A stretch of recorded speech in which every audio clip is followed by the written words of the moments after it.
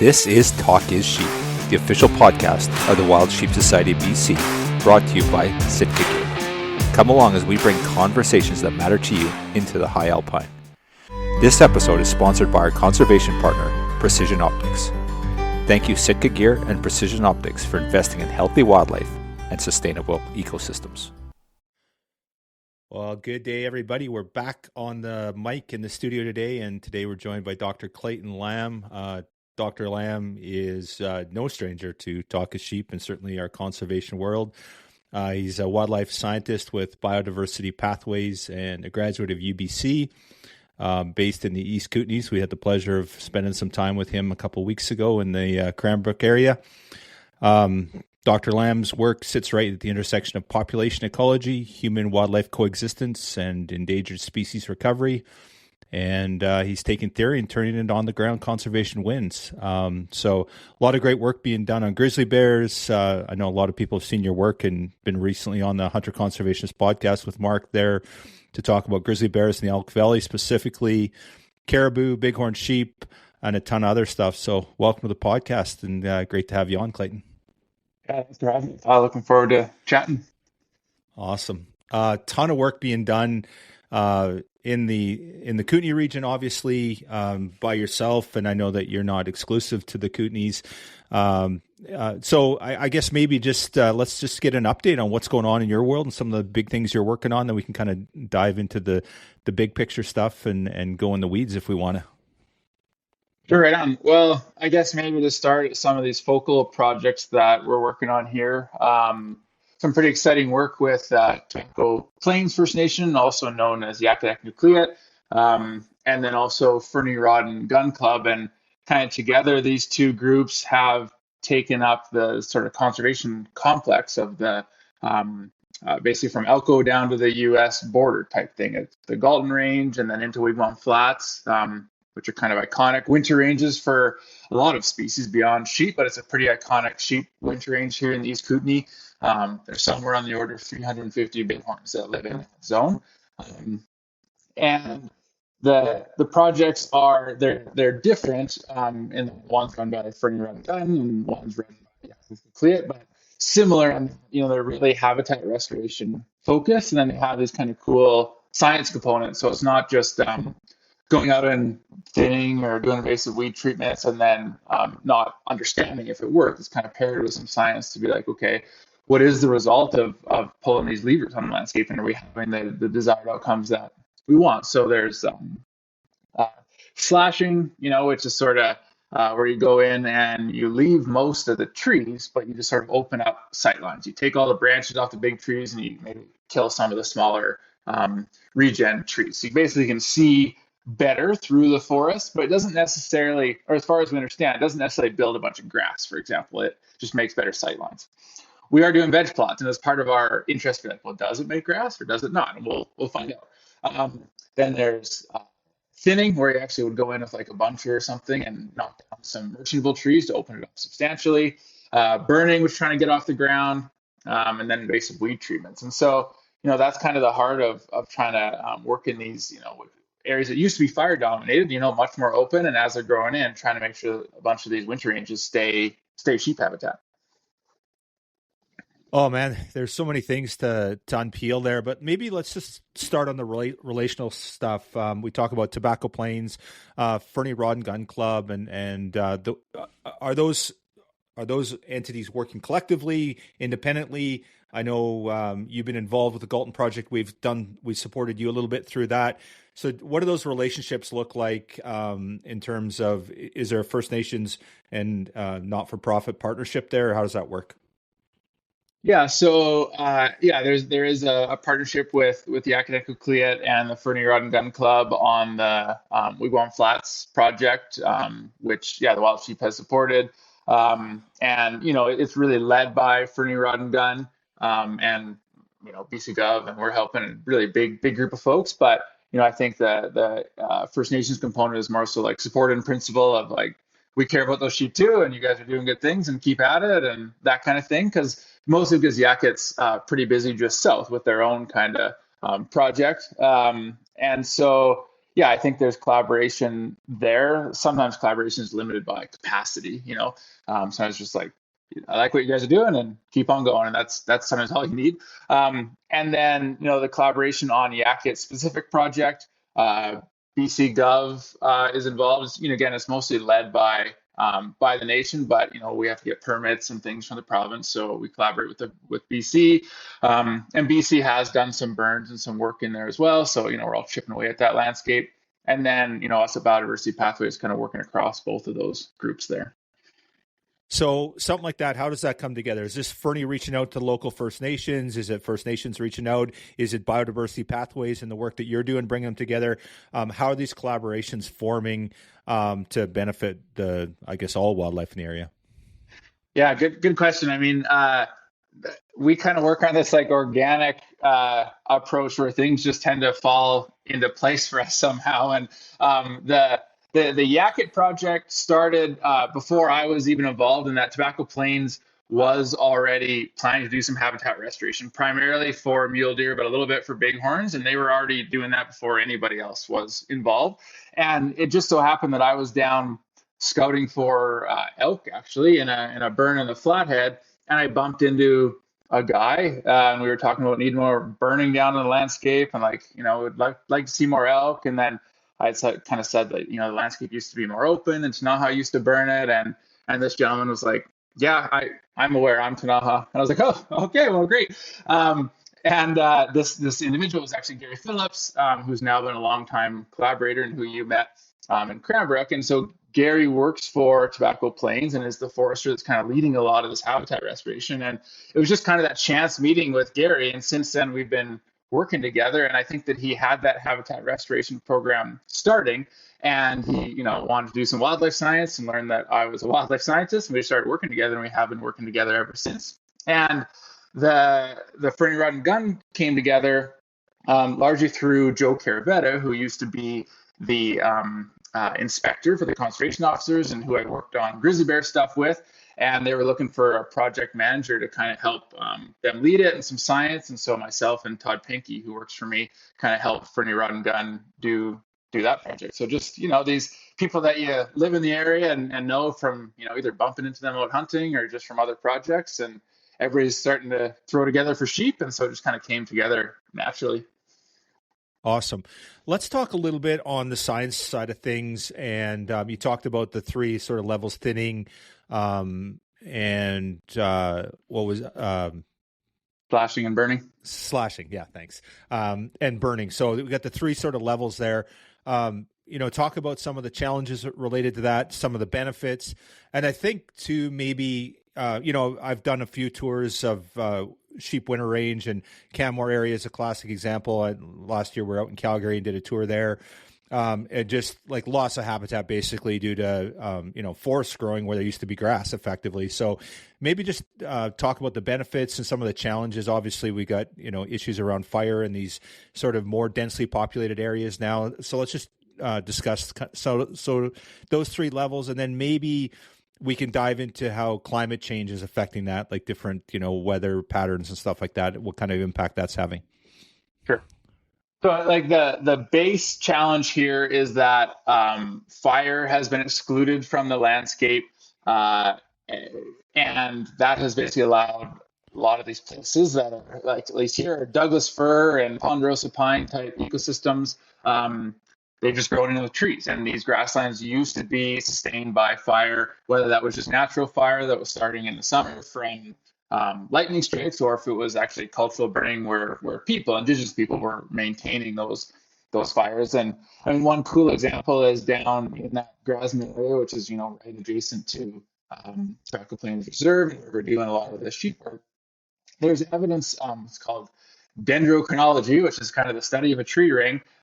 There's a lot of evidence that there was repeat fires, you know, every, say, 3 to 10 years in some of these areas that are far too rhythmic and frequent to have been random. You know, these were human modified systems. And right in that kind of 1900s period, that tree just started growing and never saw another fire scar again. And that's when, you know, we stopped allowing them to burn and also stopped fighting or started fighting fire. And so, the exclusion of fire has really changed the landscape around here and has allowed a lot of ingrowth of conifer trees. And Douglas fir especially ends up doing this sort of thing where with a little bit of shade from some of these bigger trees, it can create this incredible monoculture of young trees that are just so dense, like thousands of stems per hectare. And that's not sheep habitat. That's the kind of thing that even as a hunter, if you're walking through there and it's like a little dusky, you're a bit nervous. You're like, oh, is there a cougar around here or a grizzly bear? And sheep are the exact same, right? And whereas when you're walking through these big old growth Doug fir stands or something, they're nice and open and you can see, even as a person, you feel a bit better in there. And sheep are the same. And sheep eat bunch grass and, not Douglas fir trees. And so that is sort of the symptom. And so the solution could be, well, we should start burning again. And a lot of people would go to that, and I agree. But there are some practical challenges on the landscape of just getting back to that. One is we've allowed so much fuel to accumulate on that landscape that you can't just torch it. Like it will, if you burn it right now, it'll burn so hot in some of those places that will do damage. It's not it hasn't been looked after in that frequent burn cycle like it was. And so those fuels are dangerous to even the habitat now in some places. There are some challenges too where, well, now we have infrastructure right up against these great sheep ranges. And so it was easy to burn back in the day. And now there's people's houses and highways and cities or whatever. And so that, or a U.S. border facility where, they wouldn't want that burned down. So there's challenges that way practically. And then there are some like invasive weed concerns too. And so it doesn't mean that fire shouldn't be part of the conversation. It should be, but it's not as easy as just like, well, burn it. So part of those interim steps would be thinning and slashing, which would be sort of manually reducing some of that fuel load. Thinning, as I described, is actually like removing a lot of that tree cover, like with a feather buncher or with hand fallers, and you're essentially logging, but preferably with a habitat lens on the clear cutting per se. You're in there to kind of reduce a substantial portion of the tree cover to allow habitat goals to proceed. That is good, except it's hard to do that in sheep country. It's good on those fringes and some of those low elevation winter ranges, but a lot of sheep winter range is inoperable for an excavator to go up. And then slashing, which is just opening up sight lines, that is what most of these treatments end up being across BC. But I guess the flip side is it's sort of probably limited effectiveness in that it opens up sight lines, which is good, but we're not making grass, and so it ends up being what we can do a lot of because like on the policy side, you get what's called a Section 52. It allows you to destroy some of the Crown's timber, but you still can't cut big trees, like nothing over, I think, 15 centimeters at breast height. And a lot of these places we've let go so far that they're actually still quite thick even after you cut down all the 15 centimeter trees. And so that's the challenge there is you can go in and slash it, but you still have a ton of trees. And if we went in and slashed it 30 years ago, we might have been able to get rid of most of those trees. But we've waited so long that it's challenging. You do bump up against the policy where it's like you're not allowed to burn. You can't get an excavator up there, but you can't slash it down. And so some of these places, it's actually quite hard. You can imagine if you had 30 people and there was no rule of the law, you could go figure it out. But in the world we live in, it is actually hard to action some of those restoration treatments. So if we look specifically in the Kootenay region, the Galtons, Wigwam, for example, what are our options there? Like, can we do, is there anything that we can do? Obviously there's some work being done, but is any of that stuff eligible for prescribed burns, or is it just not realistic? Yeah, it is. And so there are some prescribed burns in the sort of the prescription hopper where folks are kind of drawing up plans and trying to get those burns all, boundary laid out, all the permits in place. And then you eventually have to wait for the kind of burn window. And it's a bit of a Russian roulette as to whether you get a burn window during, your allotted period. And then when that expires, you have to start again and wait, you do the prescription again. And so we are doing that though. There's a few burns in the hopper, and BC actually got a couple burns off in the last couple of years. One not that long ago for bighorn sheep in Bull River. So there's some of that going on. a lot of the slashing and thinning is also kind of setting us up for those future burns. So Yakut's project, for example, was really designed. It was a thinning project, so that's actually where we're taking out a lot of the trees, but still leaving. We left 120 stems per hectare of mature trees, so there's still quite good cover there. But there's also enough open area to grow grass, and that removed a lot of the fuels from the landscape. And that place could then see a burn as a result. And so that's something that we're trying to work through with the province. And it is one of those pieces that the system is not well set up to allow for burns to occur on landscape. Like just the policy framework. I mean, it's easy for forestry companies to get logging blocks onto the landscape. Like the system is well set up for that because that's what we've done in BC for a long time. But the sort of habitat restoration thing, we're getting burns on the landscape, it's a little clunky, and the system's not well set up for that, so it's a bit slow. But yeah, there's like, just as an example, so on the Fernie Run Gun Club's Wigwam Flats program, like in 2025 they slashed out 25 hectares of habitat, which is a lot. Like, I mean, a hectare is 100 by 100 meters, and so like 8,500 by 100 meter blocks were slashed. And there was 82 hectares of herbicide treatment.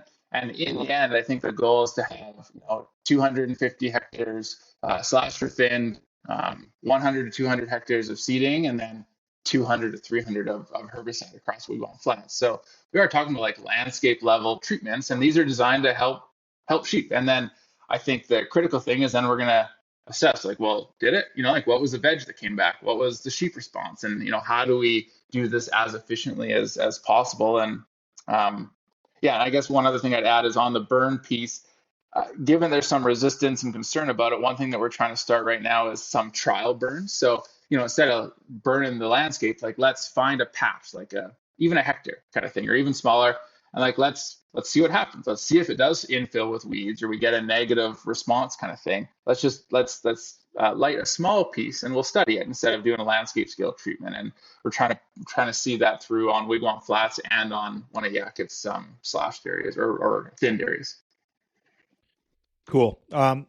We've kind of seen prescribed fire, or fire in general, the perception change. Like when I've heard people say that Smokey the Bear is the worst thing that ever happened for wildlife, and so obviously that's a few generations now, but it's fairly new where we've restricted fire on the landscape, and now, so as humans, are we adapting? Are we catching up, or are we just getting in trouble now? Like, decades of not burning has created this crazy landscape that's not good for wildlife.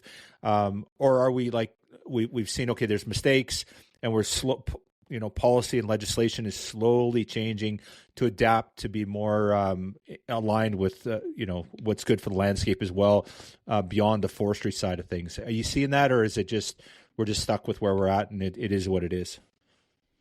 No, I think things are changing and getting better. They never occur at I'm sort of a naturally impatient person. So they never occur at the rate that I would like them to. But as a wildlife biologist, I'm not bound by all the constraints that a government is actually bound by. Like, if that fire went over the ridge and burned somebody's house, the governments think a lot more about that than I do. I'm thinking about sheep. And so I do think that things are changing and getting better, but it's also true that we're well behind the 8 ball here. Like, folks have been talking about the challenges of excluding fire from the landscape on both forest health, human health, increased fire in the future, and wildlife health for a long time. And so, it wasn't really until those predictions started to come true and, huge portions of the province were burning down, cities were burning down, that it started to become quite apparent that the current management plan was not working. So in that way, we're well behind the 8 ball, and we have waited so long that it's harder to deal with this now than it would have been earlier. But it doesn't mean we can't, right? It's logistically harder. And I think for me, what I've seen is what makes it really challenging now is the conditions today are not the same as 80, 100 years ago, and especially with the loading of fuels and then invasive plants. And so it's that challenge of if you spark it today, there's so much fuel it won't burn like it used to. And if you do burn it too hot, those invasives can and will take over, and you don't have that ideal situation where it's a nice light burn, you build bunch grass, and you can kind of bet on that. And so it's sort of a needle thread now where you have to make sure the fuels are dealt with, the invasives are dealt with, and you got all your kind of safety things figured out and try to get a burn off and then see what happens. I think the key piece would be trying to think about how we have return fires. So once we put the money into those places, like how do we keep them good, not just kind of a one and done thing, so that we keep that investment solid in the future. Let's talk a little bit about the industry side. So a logging company comes in, they clear cut, and I think Gary Phillips did a really good job of doing that. The logging company came in, clear cut something, and then just left it, did nothing, and now there's this. It's horrible. It's unusable for wildlife effectively. Can industry play a role? Is that something the government needs to do a better job of? Is sort of having some accountability? What does that kind of look like moving forward? Like, do these logging companies, do they want to leave this for second growth and see it grow up? Like, is there a conflict with industry? And is there something that, and I know this is more on the policy side, it's not so much for wildlife, but is there something that we can do on the industry side to get some more support there? For sure.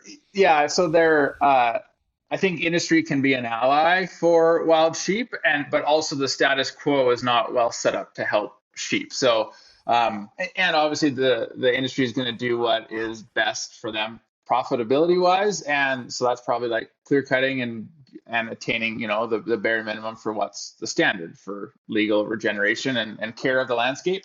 And, for bighorn sheep, clear cutting that landscape may not be ideal, especially if that's paired with significant habitat disturbance or soil disturbance that brings in invasive weeds and things like that.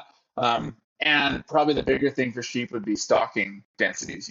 Those forestry companies, and rightfully so, their goal is to build trees because they just cut them down and they want to set them up for the future generation of folks that want fiber. And so they will stock those landscapes dense with trees, and they will find a way to maximize the yield of fiber on that landscape, with a tree perspective. But I think that there are other values beyond just growing fiber on every hectare of our landscape. I would rather see a bighorn sheep stand there than a Douglas fir tree. That's where my values are. And then usually we find some sort of compromise on values across the landscape. And so I think that industry can play a role. The Yakut logging is a good example. Like, that was merchantable timber, that was profitable logging, but it wasn't a clear cut. There's it looks like a park. It's probably what a forest used to look like. There's big mature trees standing there, but there's lots of openings. And I think the challenge with industry as a whole is a lot of these invasive weed issues, really. I mean, invasive weeds limit our ability to do restoration. There's no question. And whether that's legit or not, there's a lot of risk aversion to doing anything on the landscape due to invasive weed infestations. And you can, at least here in the Kootenays and, right adjacent to that belt range, you can drive around logging roads and in recently logged blocks and see just the most incredible invasive weed infestations. And we would never let that happen, or we would work very hard to make sure it didn't happen in the habitat restoration area.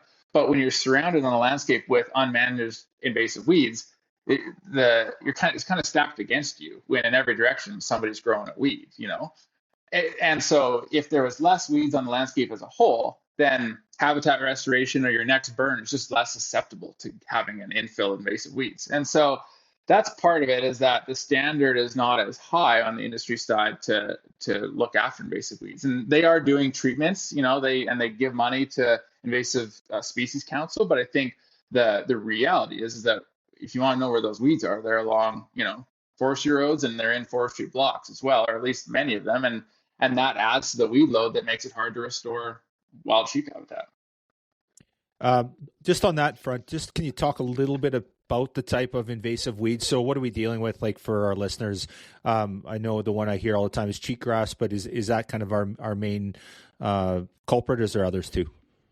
Yeah, cheatgrass is one of them, and it's one of the more pervasive ones. We don't have a good control treatment for it. Other notable ones in this kind of Galton and wigwam zone is St. John's wort, um, which in some places like a herbal remedy. Like that's it's not all a negative thing, but for habitat and for sheep, it's not a particularly useful one. It just outcompetes other things.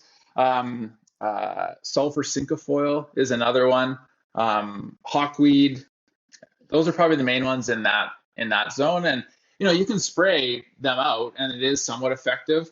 The challenge is just the total area that you have to spray, and the kind of maintenance piece is it's not a one and done thing. Like it's not clear if we're going to be spraying weeds forever to keep sheep on the landscape, or if there's more durable solutions we can work to kind of have these landscapes work for themselves. I mean, like the most ideal situation is there was bighorn sheep habitat out there that kind of, was self-sustaining. Like that would be the goal. But the more that there's a to-do list to maintain it, and if you don't, it erodes. It makes the sheep situation more vulnerable. Mm-hmm. So you've been involved now on these two projects, specifically with Fernie Rod and Gun Club, the Wigwam Flats, and with Tobacco Plains. Any big surprises out there? Anything that you got involved in and you're like, wow, I didn't see that coming, or this is a real issue that's not really been addressed in the past? Anything that stands out, particularly with those two projects?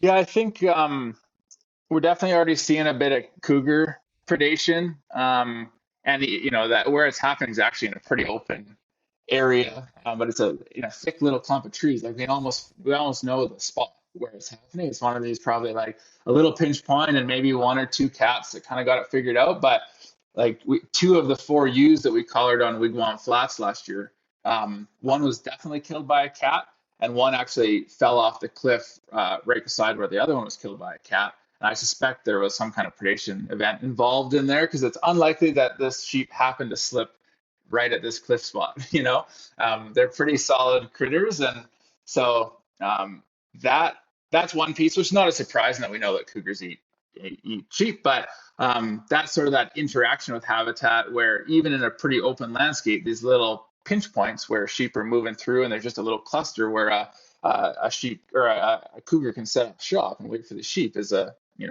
little trap for them. We're hoping to do a survey this winter with the province to kind of actually see, like, are those cats taking a large number of those sheep? Like, do we have a species decline in a population decline in those sheep or not? Another big one is migration. I mean, some of these sheep populations across the province don't migrate that far. Some of these sheep do. I mean, they'll cross big, heavily timbered, low-slung valleys to get to different places in the Flathead.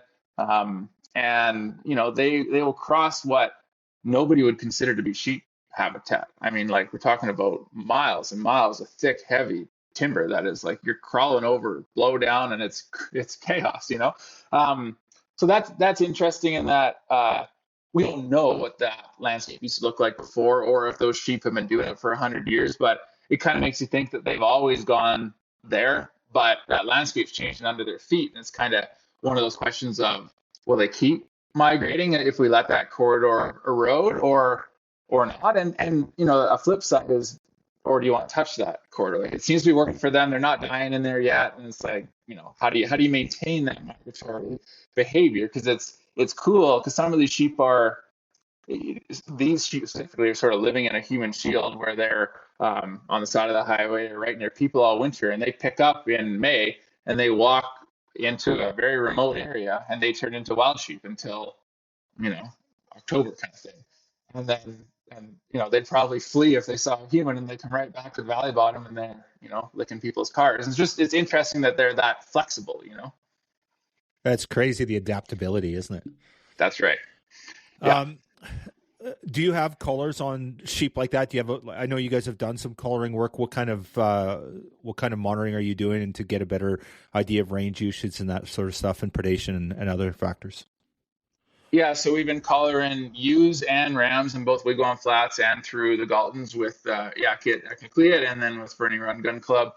And yeah, just trying to get a sense of how they're using the habitat right now, how they'll respond to those treatment areas. And And I think importantly, just sort of allowing the sheep to tell us where some of these treatments, some of the future treatments could be. You get a sense that they're a lambing area, for example, that we saw some of the Galton sheep go into, is like this little speck of habitat that's kind of left. It's in a steep canyon, it's rocky, there's a little bit of open area, and historically it used to be a lot more open. And so it's like, well, is that an area that we should start thinking about restoration in?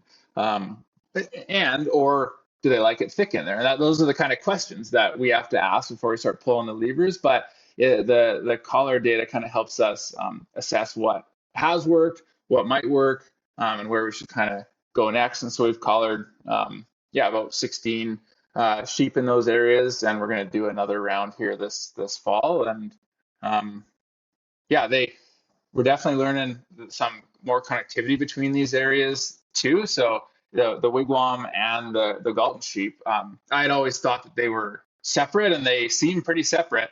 But a couple weeks ago, one of those rams crossed the Wigwam River from Red Canyon, went into the Wigwam Flats, and so you at least have ram connectivity across those two zones, which is important. One thing, like listening to you, and I'm thinking about all these pressures on these sheep and all wildlife, but in the Kootenay region, and you've got this huge interface with humans and industry, more so than most areas. Certainly, just as we build up highways and population and all that sort of stuff. And I think, like, historically, like, you think 200 years ago, none of this existed, right? And there wasn't much work being done. Maybe First Nations did some cultural burning, or maybe did a little bit of work, but there wasn't a ton of work because it didn't need it, right? But now there's all these things. And then I think for a while, government was kind of doing that. They were kind of like, okay, but now, government's not doing a ton for a variety of reasons, a lack of resources, a whole bunch of other things. So we get these other groups. Now we have First Nations that have always done it, continue to do it. But then we have, for example, the Fernie Rod and Gun Club, and you're a private contractor that's hired by them, but then the government. So, when we look at this and sort of the evolution of sort of looking after the land and looking after wild sheep, maybe talk about, who determines those interests. So I guess, First Nations are going to determine what projects they're going to invest their time, money, and effort in. And I guess the same thing with Fernie Rod and Gun Club. They'll you'll get your range usage and you'll get the collar data, and then a decision will be made, I guess, because really that's their project. They're footing the bill. They still got to get government permits, but it's an interesting dynamic, this evolution that we're seeing more and more outside of government involvement historically. And now, you could argue that certainly First Nations and not-for-profit organizations like Fernie Rod and Gun Club and others are doing more than government in many cases. So maybe just talk about that dynamic, because you're kind of, you got both sides of it. You're working outside of government. You obviously could go work for government if they'd hire you in a heartbeat if you wanted to. So I'd love to hear a little bit about your perspective on that, Clayton.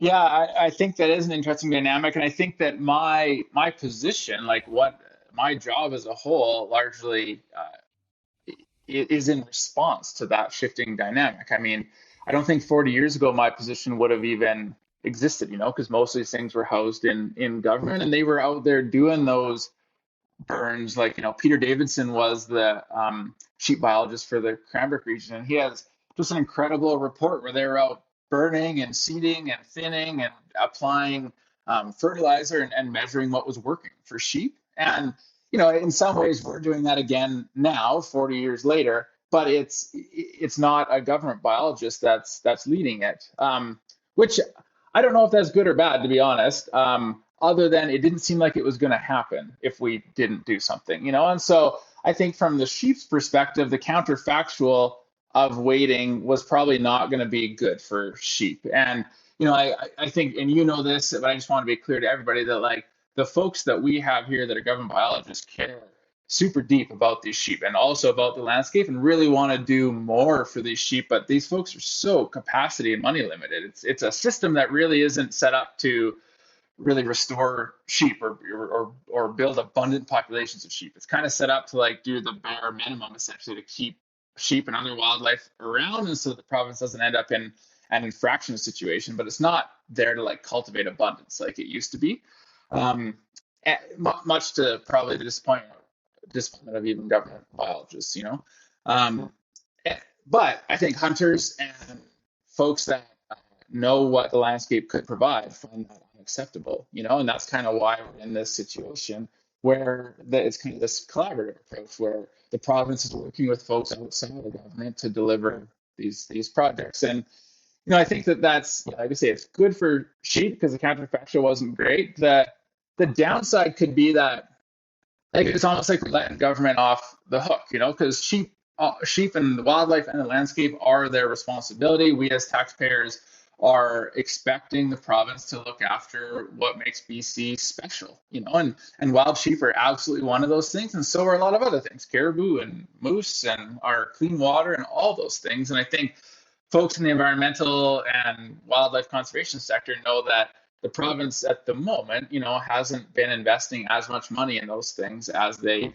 used to. And I think that's a signal of, like, less interest in doing that. It's also a symptom of, like, just a lot of other things that are cost and people wanted to pay less taxes, but you invest in what you care about. And if you're investing less money and the landscape and the wildlife are suffering, then that creates this gap that folks have to fill. And for better or worse, there's folks out there that will fill that gap, and we're doing that collaboratively with the Fernie Run and Gun Club, with First Nations, and then with the province as well. And so I think it's a good model, and it at least suits my perception of being very impatient. And I was like, let's go do something here. Let's get after it. And waiting wasn't going to be an option in the near future.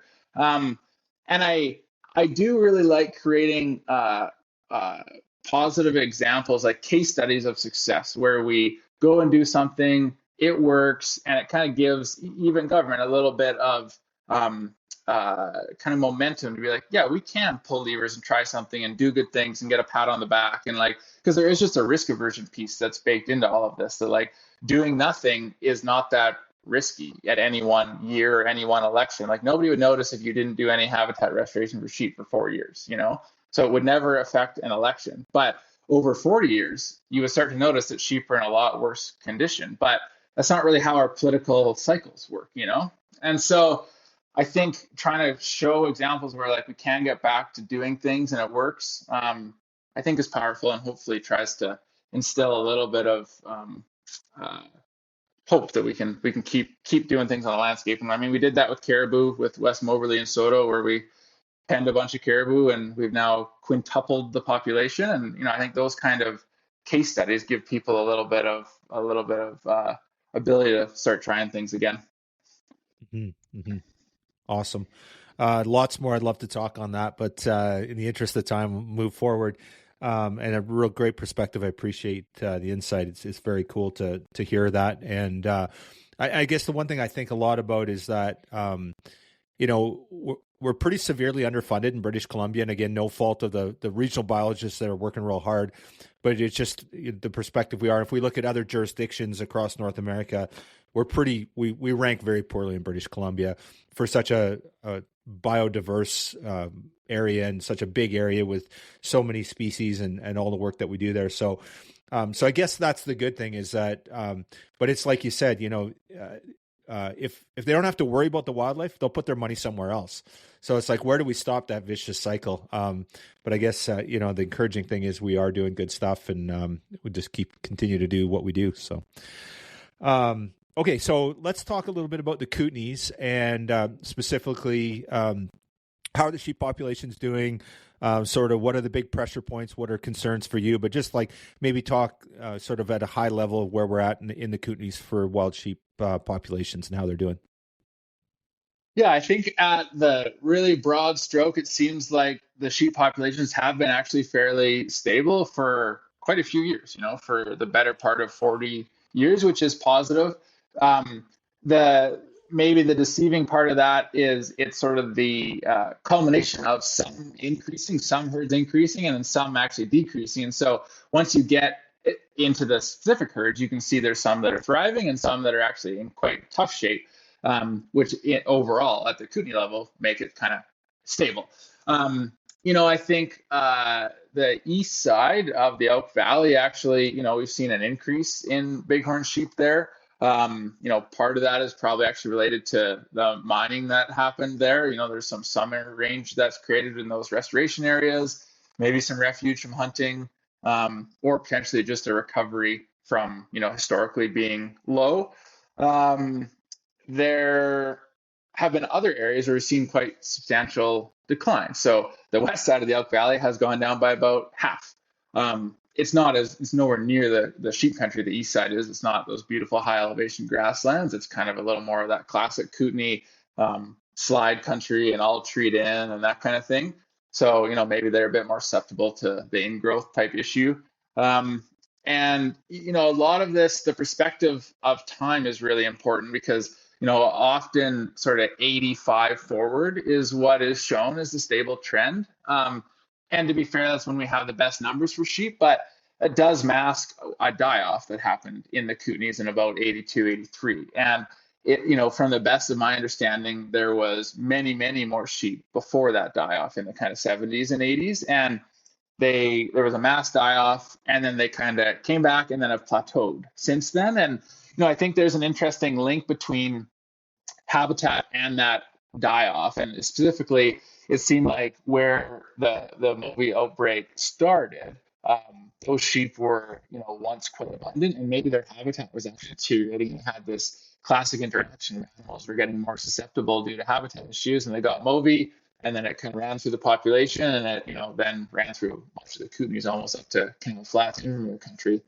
And so that, the historical context is important, and we don't want to have this shifting baseline where it's only relative to after the die-off. It's like at some point we had maybe 1,000 or a couple thousand more sheep, and so the landscape can sustain that. And my mind always goes to like, could we have that again? Because that'd be great. Like, what does that look like?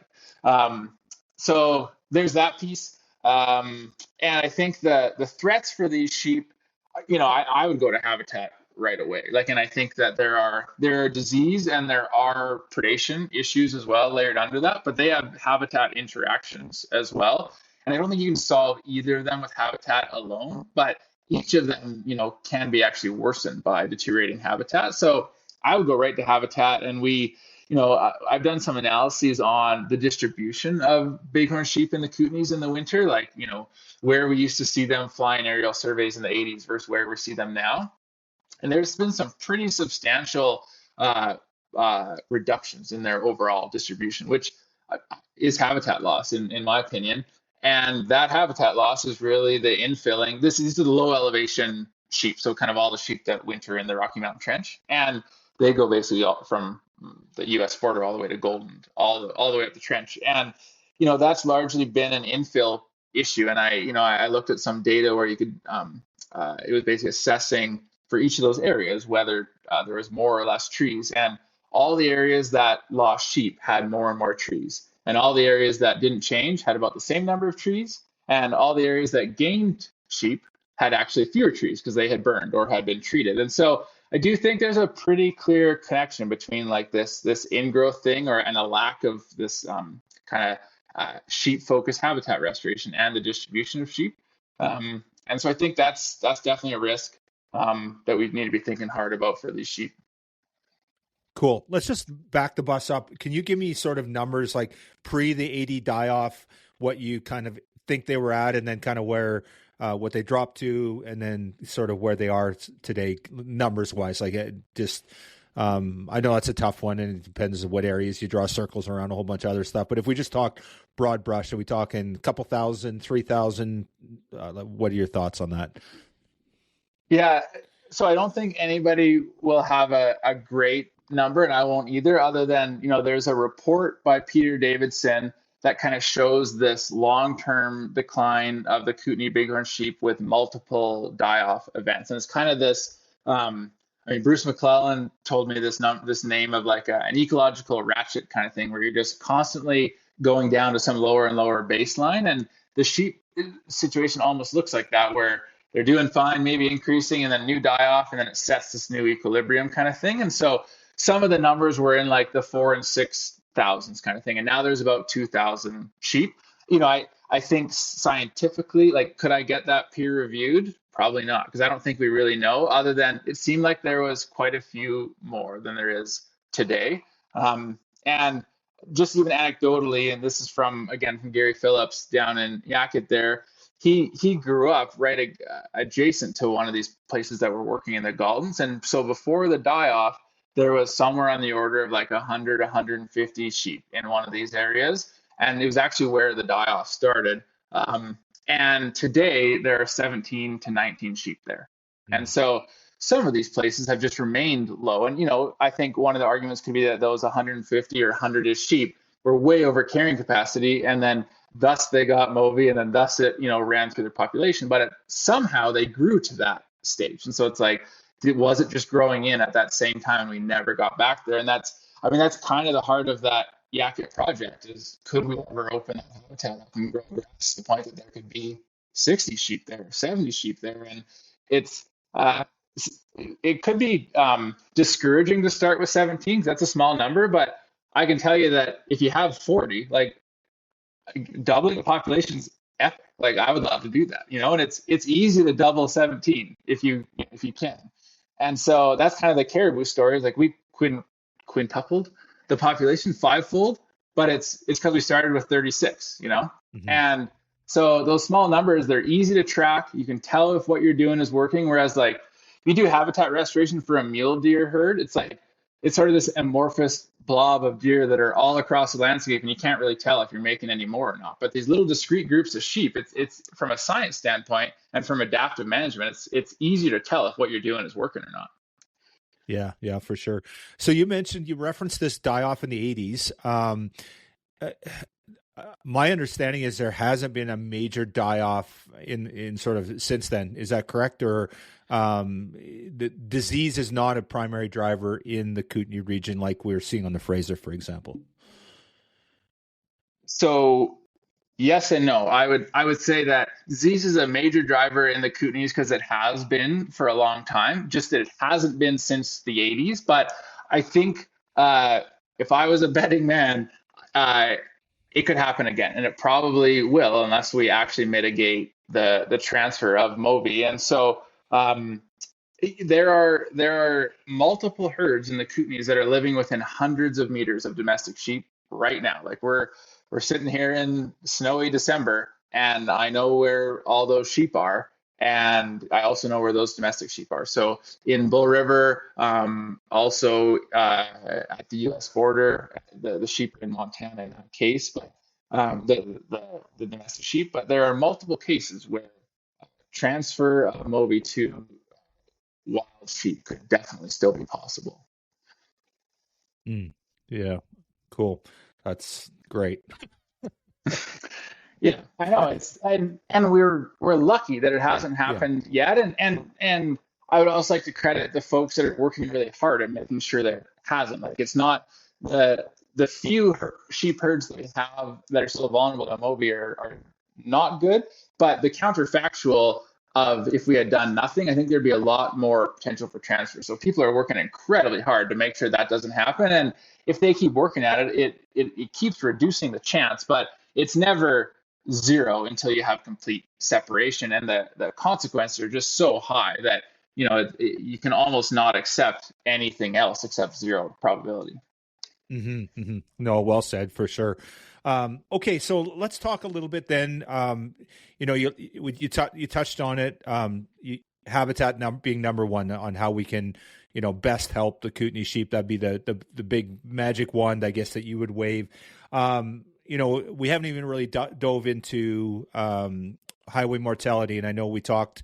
We had you on the podcast specifically to talk about building a bridge and that sort of stuff. So maybe talk about some of these threats. I'd like to hear a little bit about on the predation side. So I know you've done a ton of grizzly bear work, and there's a ton of grizzly bear in the Elk Valley and the Kootenay region. So, the predator-prey dynamic there. So if you could just touch some of these threats that we haven't touched on and some of the major ones that you see as factors outside of habitat, or if there's some other habitat stuff you want to touch on too, that's great.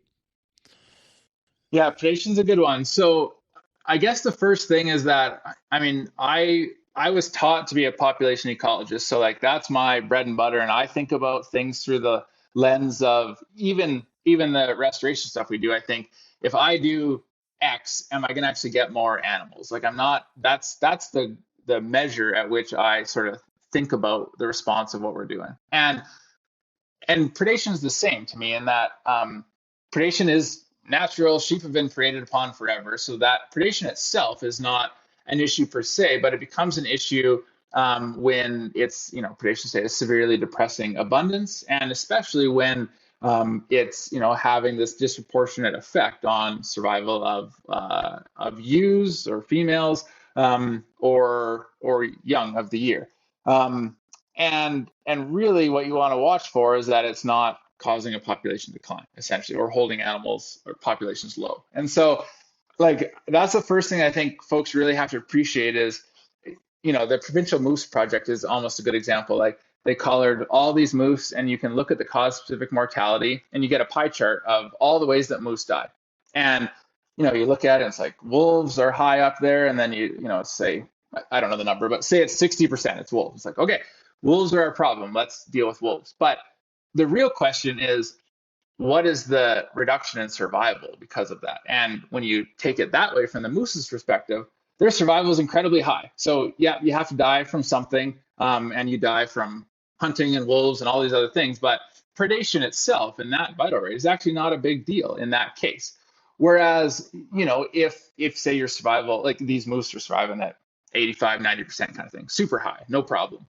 But if you're doing the same thing where you're, monitoring your bighorn sheep population, and all of a sudden you have 70% survival and like 80% of that mortality is by cougars, well, you have a problem. Like that's predation having a negative demographic impact. And another question is then for how long? 1 year, with small sample sizes, that could just be a couple of ewes and it's just a fleeting thing. But if you got a big enough sample and you monitor it over enough years, it's like you got a predation problem.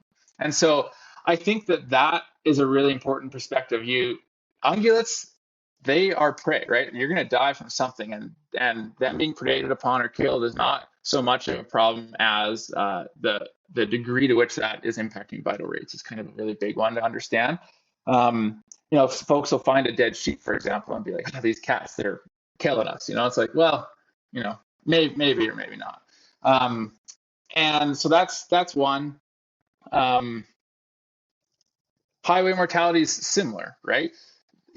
As an example, I think there's evidence to suggest that for some species, highway mortality, like, it's not great in that it's not good for the motorist. It is a waste of wildlife because nobody benefits. It's just, you hit something, so you wreck your grill or you potentially get hurt, and that wildlife is not used or eaten. So that's just a loss, lose-lose. But from a population standpoint, say a white-tailed deer population, it could be that it's actually trivial, even if it's 100 deer along a highway. If there's 10,000 deer there, it's like, it sucks for the motorist, but it's not a population concern. Still might be something we want to fix, but it doesn't mean it's a problem for the deer. For sheep and grizzly bears are probably two of the species that actually it can have population level consequences. So, like radium, for example, there was on the order of like 10 to 15 sheep being killed a year in some years. And there was times where there was only 150 sheep in that population. So, if you're killing 10% of your sheep from one source, then that can have a large impact. And, there was still some minor hunting pressure. There's predation. There was coyotes killing lambs on the golf course, and there's cougars around there. And all of a sudden you add up all of that mortality source, and that can easily be unsustainable. And those are definitely the projects that you want to be thinking hard about actioning real fast, when you have population limiting impacts. And so highway mortality can do that, and predation can as well in some places, but it's not always a problem, but it can be. And I guess that radium overpass is going forward and all that sort of stuff. And sort of, what's your perspective on that? There are kind of two schools on that. There's some concerns. How do you envision that playing out in the long game on that? I think in the long term, it'll be good. I suspect they're going to have this sort of typical adaptation period, which is not uncommon for these systems where it either gets sort of 3/4 built and you have some holes that you got to patch.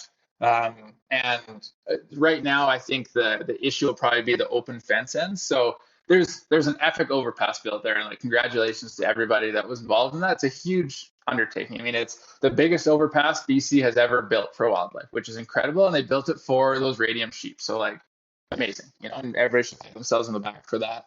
Um, that's positive. The fencing, basically covers the main area that those bighorn sheep were getting hit, so that's positive. And then the only piece is the fence ends were left unmitigated. So these sheep are habituated. Anybody that's been to radium knows that they're like, you could probably almost touch one. They are not very wary sheep.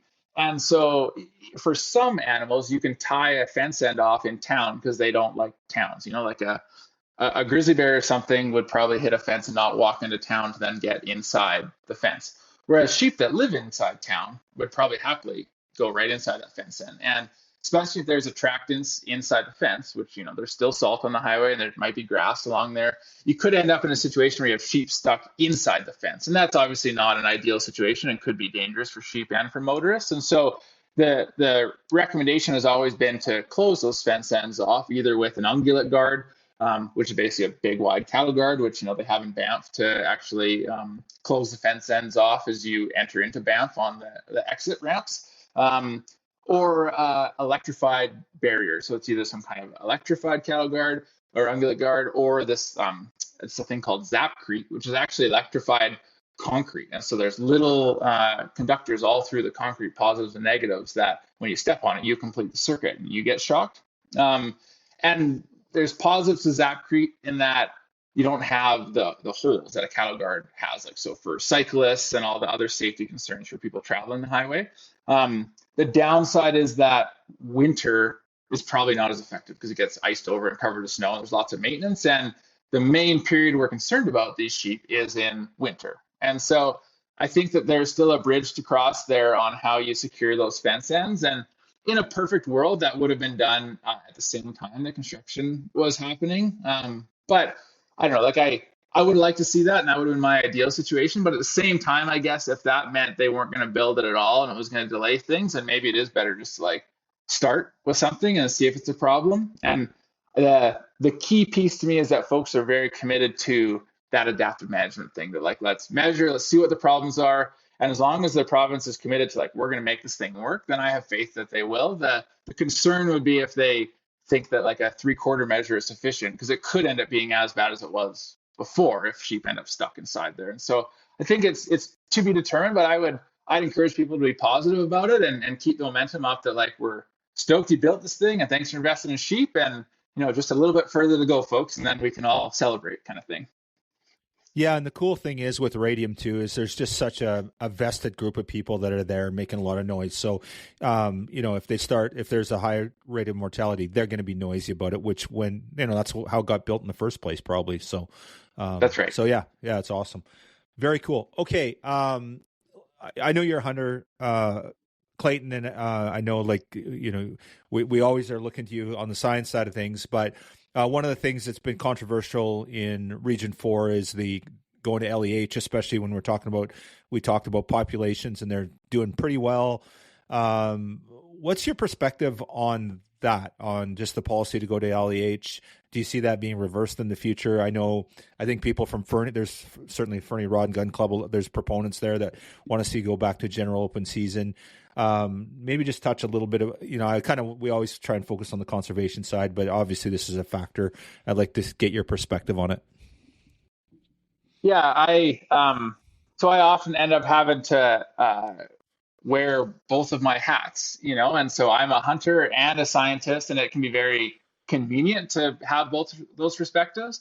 The cheap LEH one is nice because I can see both sides of it.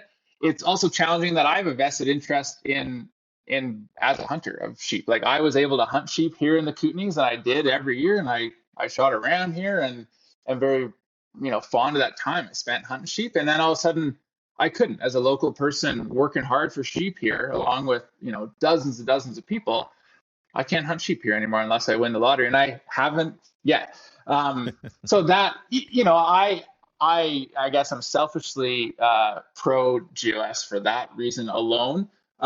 If I take that side of my hat off and just go back to the science, As far as I understand, the rationale for going to limited entry hunting was quite weak from a science standpoint. And, I even supported some of the groups right away when they were assessing some of the claims. And I think that's key, right? Like, if we have a problem, let's talk about it and let's see what the problem is and whether the solution will fix that. And so I think hunters as a whole, including me, would support, any reduction in harvest and opportunity if there was a problem with the sheep. I think hands down. And I think the question is, was there an issue? And then the second piece was LEH going to solve it? And the rationale was sort of around, too high proportion of the rams, the class 4, those kind of legal rams, were being harvested.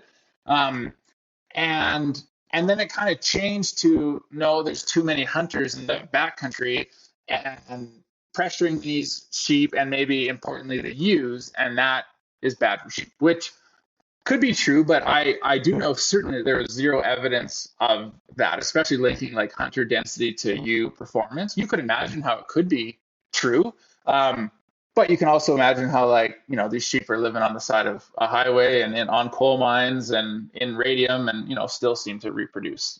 But it's a different situation. They're not hunted; they're in a human shield. But so I think the rationale was weak, and also open if folks have disagreed, but I didn't find it very strong. And then I think the question is, has the LEH served the purpose? So that's kind of that adaptive management piece. And it was meant to be a 2-year trial, and we're now post that 2-year period, and I haven't seen any assessment of, like, were objectives achieved, So did it have a positive effect? And we have seen like increases in the population after that, but the question is, like, was it causally linked to that? A bunch of those populations that weren't hunted very heavily, did they also increase? Like, there was no control group. So you got to be careful of cause and effect there. And either way, if there are more sheep now, do we still have a problem? Like, can we get back onto GOS? And so I would take it from this, objective and management type standpoint is, what's our problem? Do we still have a problem? And is LEH solving it? And if not, is there a risk to sheep of putting it back on general open season? That's kind of how I'd work through it. And I always would also fall to, like, are there other data or projects we should be collecting to learn more? Like, the provincial folks have an unenviable situation of trying to look after all these species across all this huge area with limited information. So maybe they took a conservative approach, even if it wasn't, super needed, but they were worried and they wanted to look after sheep. Fair enough. So the question is, like, what other information would we need to actually know if LEH is or isn't working, or if GOS is viable? And it was at least viable from 1985 to 2023, when the population remained stable, and it's still fairly stable. And so that's my take on it. Yeah, awesome. Great perspective. I really appreciate it, and always fun to dive into that. It's funny, when we did the Bighorn Symposium in the Kootenays a couple of weeks ago, where you spoke so well at it and had a lot of input, but that was one of the questions, was around the LEH, and are we allowed to talk about it? And like, yeah, we can talk about it. I don't know if we can fix it, but yeah, I always enjoy having that discussion and appreciate your perspective on it. It's a good one. Last thing I just want to touch on is connectivity, migration corridors, habitat fragmentation. I've heard that a lot about the Kootenay region, and just a little bit impacts there, and with these highways, and are these overpasses solving problems, or is there bigger issues? Just touch a little bit on that for us, if you could. Yeah, I think migration is such a big one that we need to pay more attention to in British Columbia, and it's such a vast province with so many species, and you can't have a collar everywhere, but it's incredible when you collar a bunch of ungulates how far they're going to reach summer range. And obviously people are very worried about this homesteader wildlife problem where animals aren't migrating, and that has issues, say, for elk, where they're just living on agricultural fields, which is bad for ranchers and then bad for hunters because you can't hunt them because they're on private land. And hunting wise, what we know about migration is that it allows higher abundance of animals, and so that really matters to hunters, where the distribution is better. They're up in some ranges where you can actually hunt them, and there's actually more of them, because it's functionally they have better access to more habitat and higher quality habitat. So, even work in the Serengeti in Africa showed that there are way more wildebeest on the landscape because they do that migration. So migration and abundance are linked. And the flip side would be thus that if we cut these animals off and either don't encourage them to migrate due to, say, food resources in the valley bottom, like a golf course or fields or something, or it's too hard to migrate because that area is growing in, or it's too risky to migrate, maybe because the predator load is different in the valley bottom versus high country, that we will actually basically trick those animals into staying put on winter range, and the individuals will make that choice, but the population will suffer. There'll be fewer of them and they'll be poorly distributed. And so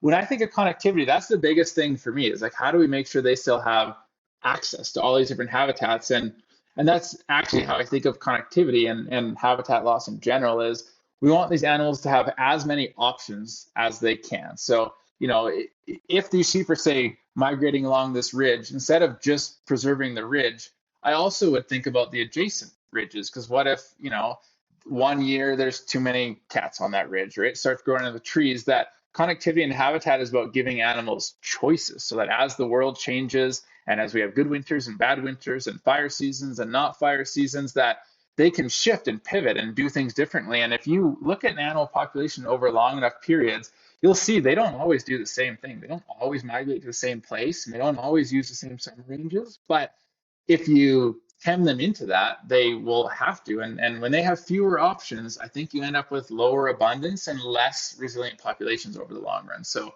that's the big pro for connectivity, I think. Oh, awesome.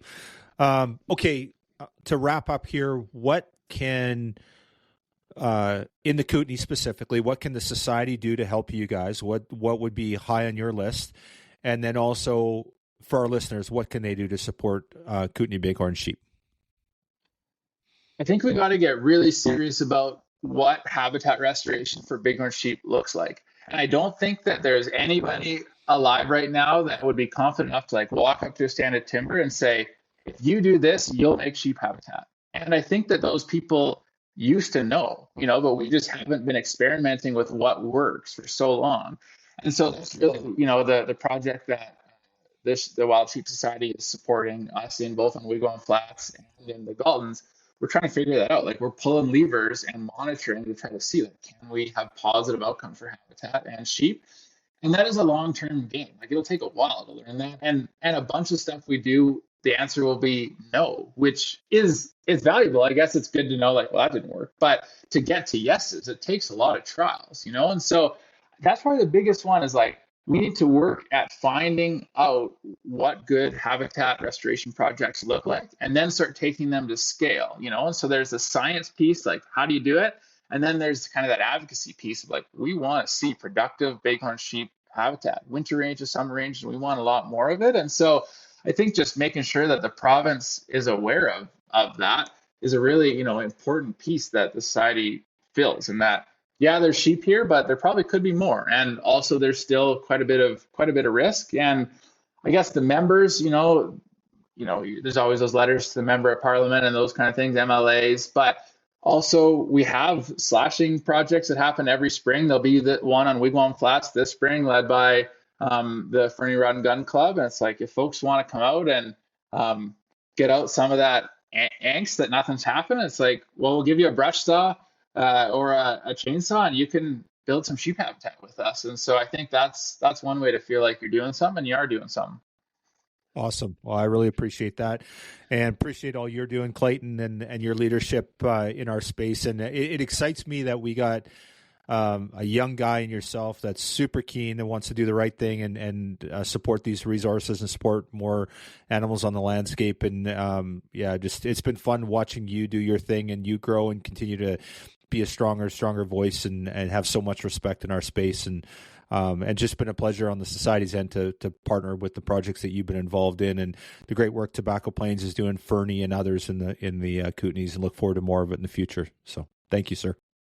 Thanks, Kyle. Yeah, and kudos to you guys too for everything you're doing. So these things take a team. I can't do it alone, and even regionally we can't do it alone. That kind of provincial level scope and the funding and just everybody chipping away at sheep is so important. So yeah, thanks for everything you guys are doing. Awesome, man. Appreciate you. Thank you.